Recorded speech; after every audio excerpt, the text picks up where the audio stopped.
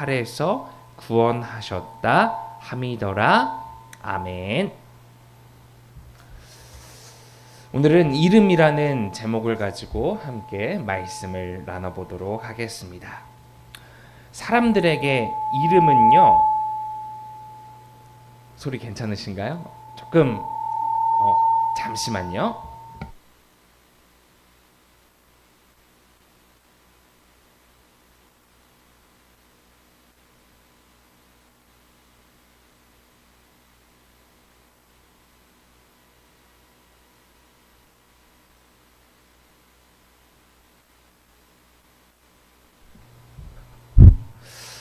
좀 괜찮아지?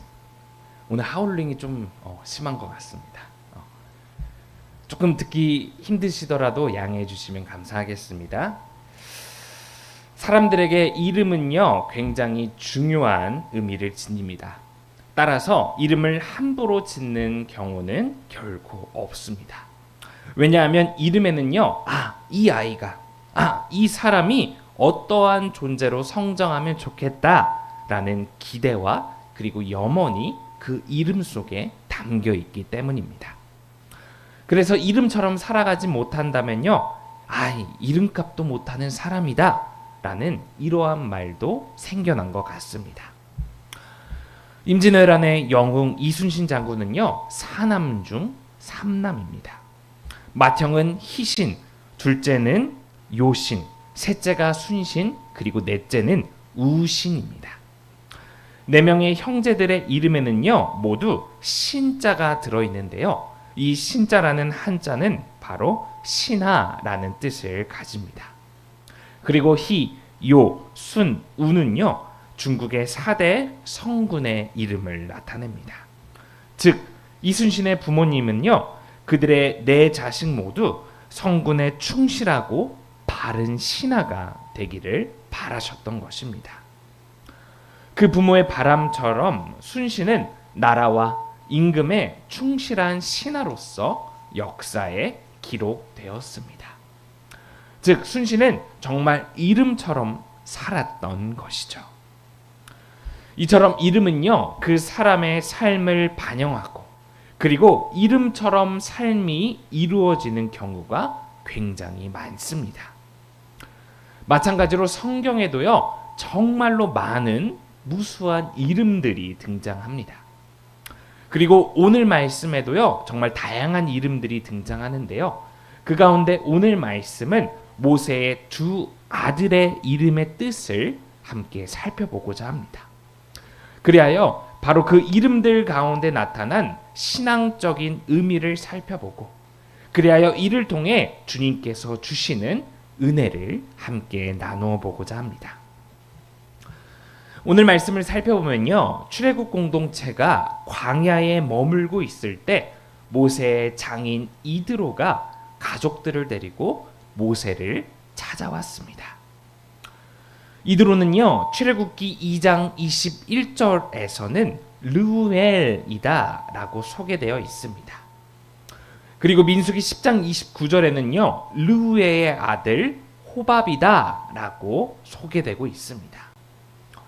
성경은 이처럼 다양한 이름으로 불리는 그가 미디안의 제사장이었다라고 소개합니다.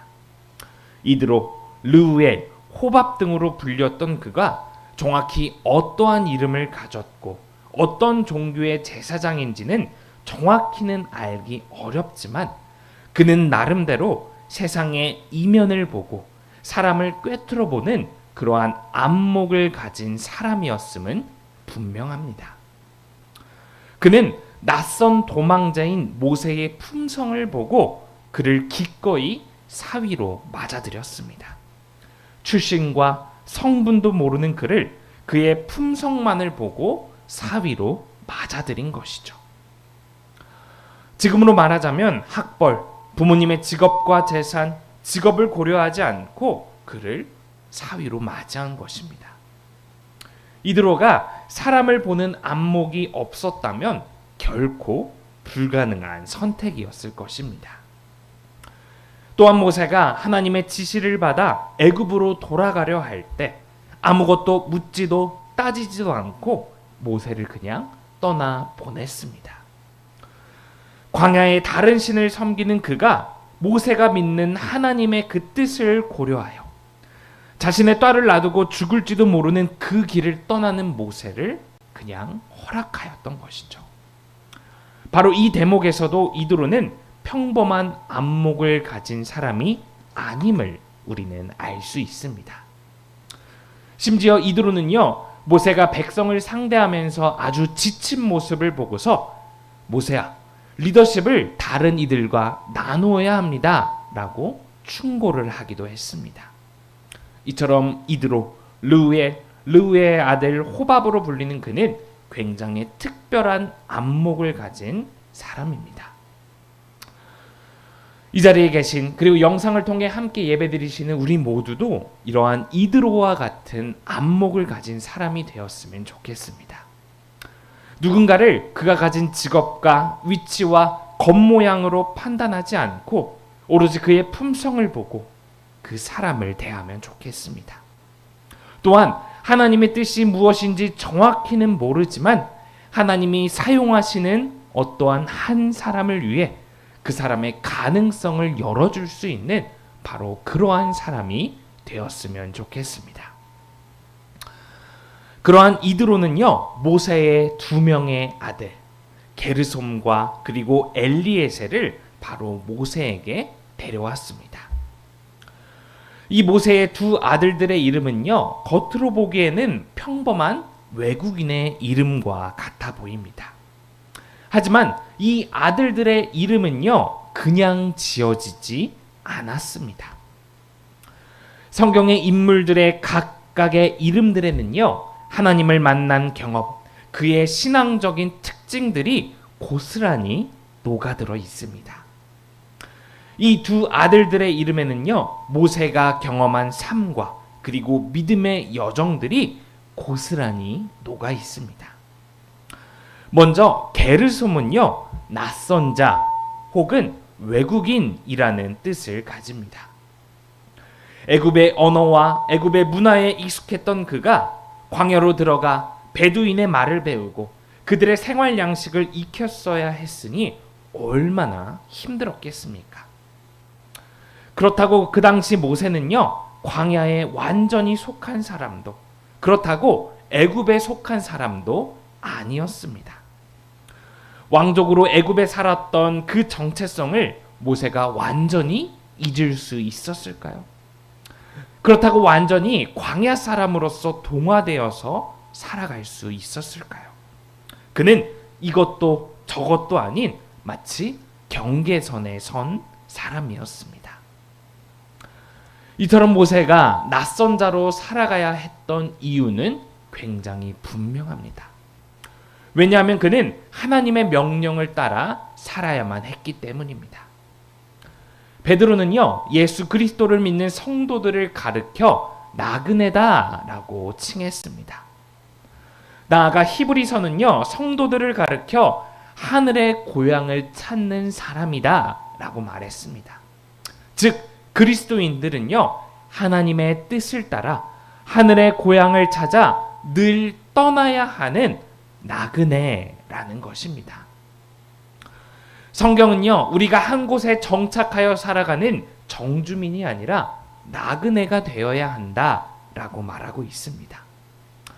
정주민은 어떤 사람들입니까? 자신의 땅, 자신의 재산, 자신의 영역을 지키기 위해 자신이 딛고 있는 곳에서 발을 떼기 어려운 사람들입니다. 하나님의 명령을 따라 살기 위해서는 포기하고 딛고 일어서야 할 장애물들이 참 많습니다.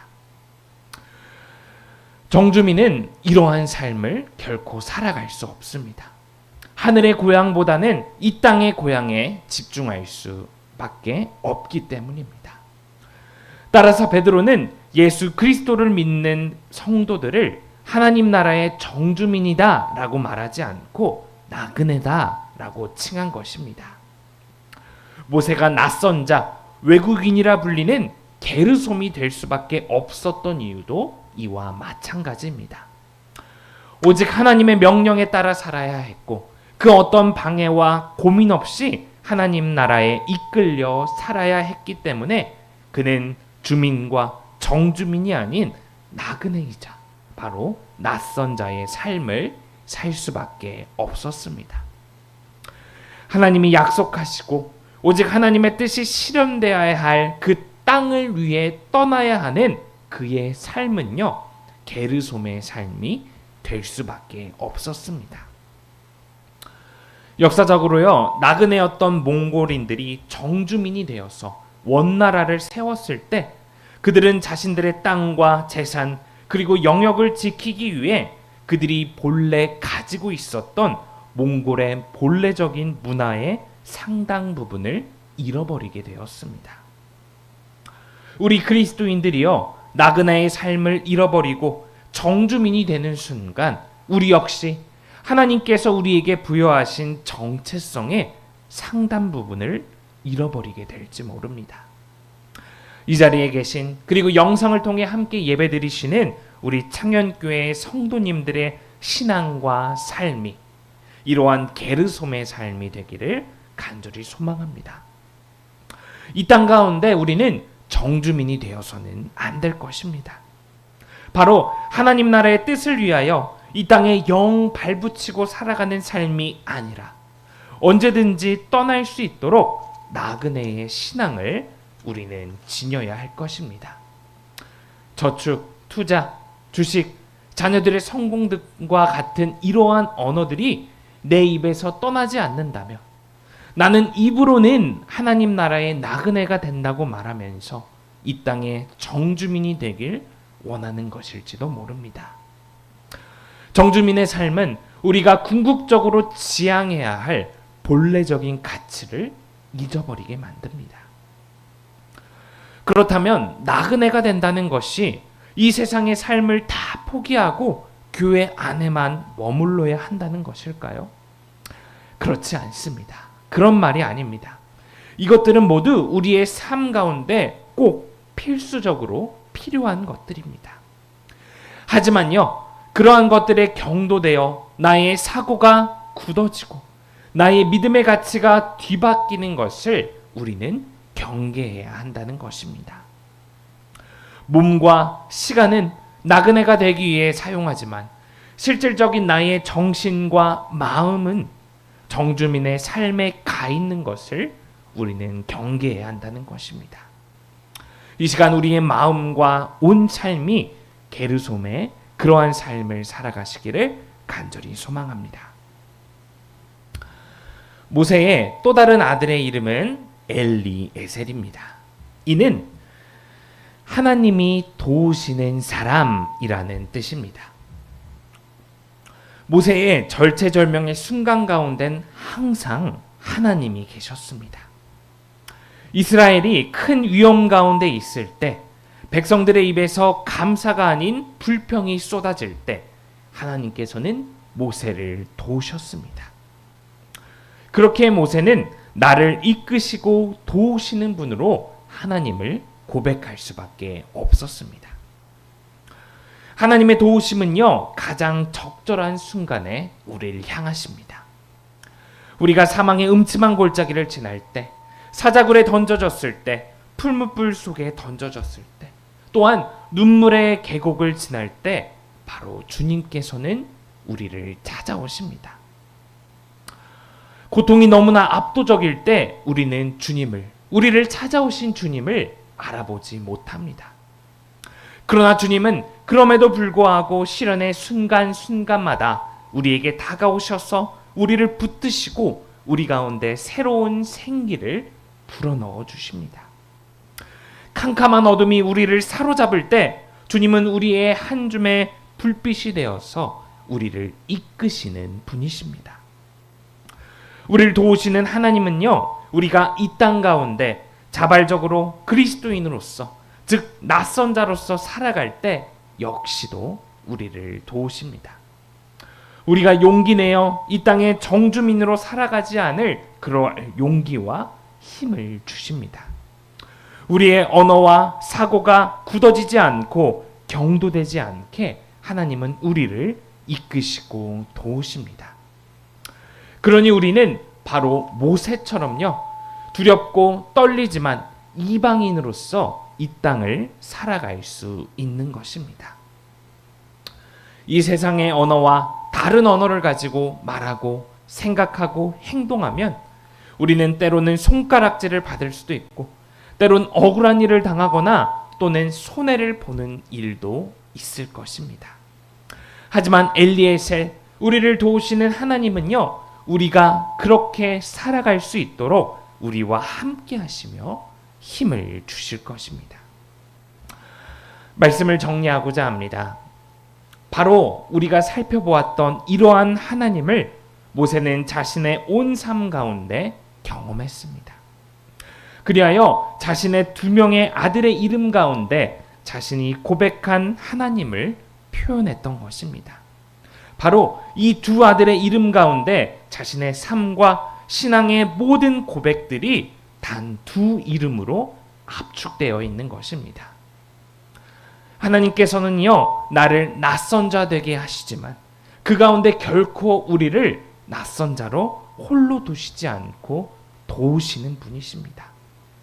그렇기 때문에 먼저 우리는 이 땅 가운데 게르솜이 되어야 합니다. 우리는 이 땅의 정주민이 아니라 나그네로 살아야 하는 것입니다. 하나님의 뜻과 그 명령에 따라 안주하지 않고 부단히 신앙으로 노력하며 살아가야 합니다. 하지만 이는 우리가 알고 있듯이 무척이나 어렵습니다. 결코 혼자만의 힘과 의지로 가능한 것이 아닙니다. 그러니 두려울 수밖에 없습니다. 그러나 두려워하지 않을 것은요, 또한 엘리에셀의 하나님이 우리와 함께 하시기 때문입니다. 하나님은 우리를 결코 홀로 두지 않으시고 도우실 것이기 때문입니다. 바로 이러한 믿음의 고백을 이루어 나가는 게르솜이자 그리고 엘리에셀이 되시는 우리 모든 창현교회 성도님들이 되시기를 간절히 이 시간 소망합니다. 우리 함께 기도하도록 하겠습니다. 주님, 모세는 자신의 2 아들의 이름을 통해 스스로가 경험하고 체험하고 고백한 그 믿음의 고백을 이루어갔음을 함께 나누었습니다. 주님, 우리의 삶에서도 게르솜과 엘리에셀을 경험하는 그러한 은혜를 허락하여 주시옵소서.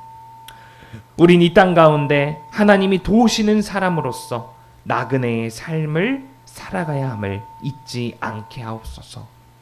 다만 우리의 언어와 행동이 이를 나타내고 드러낼 수 있는 진정한 게르솜과 엘리에셀의 삶을 살아가도록 인도하여 주시옵소서. 이 모든 말씀 언제 어디서나 우리를 이끄시고 돌보시는 예수님의 이름으로 기도드립니다.